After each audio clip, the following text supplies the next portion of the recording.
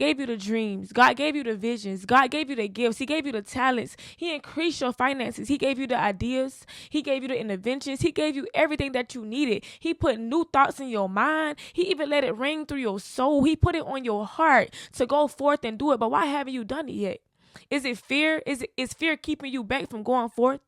Are you timid? The Lord said he is our light and our salvation. Whom shall I fear? The Lord is the strength of my life. Or whom shall I be afraid? We shouldn't be afraid of our future. We shouldn't be afraid of the men in their faces. We shouldn't be afraid of what people may say or how they may feel. Because if the Lord told us to go forth in something, we have to do it, because he said in his word that he have called us to be his fully committed servants, his fully committed and devoted soldiers in the army of the Lord. So if the Lord told us to do something and he's given us the gift, the vision, the talent, why aren't we using it for his glory? If you can sing, why aren't you singing for the Lord? If you can dance, why aren't you dancing for the Lord?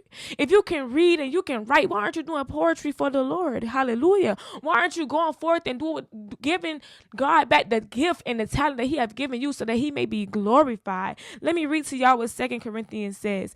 2 Corinthians 5:10 says, "For we believers will be called to account and must all appear before the judgment seat of Christ, so that each one may be repaid for what he has done in the body, whether good or bad.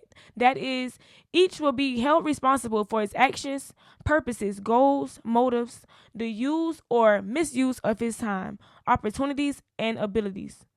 What have the Lord told you to do that you still have not done yet?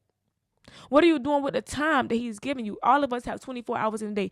What are you doing with your 24 hours?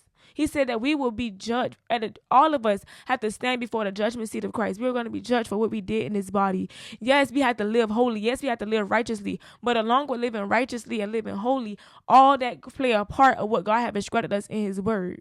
You can pretend that you're being holy, but what is your life displaying? Are you living a life of obedience? Because if you're not living a life of obedience, you're not living holy. If you're not living a life of obedience, you're not living righteously in the sight of God. You might be living righteously in the sight of people, in the sight of humans, but God say, men look on the outside, but I, the Lord, look in the heart. So the Lord knows your motives. The Lord knows what your abilities are and what he have actually put in your heart, put in your soul, what he have equipped you to do. So whatever the Lord have equipped you to do, what he told you to do, go forth in it. Don't be afraid of the unknown. Don't be afraid of what may come before you at the end of the day, because the Lord said he would guide us with his eye. He will go before us. He will make our path straight. So don't be afraid if you think the road is going to be rocky. Don't be afraid if you think the road is going to have big holes in it. You might feel like you won't fall through the hole. The Lord not going to let you fall. The Lord's going to have you. He's going to guide you every step of the way. Let the Lord lead and guide you down his path of righteousness.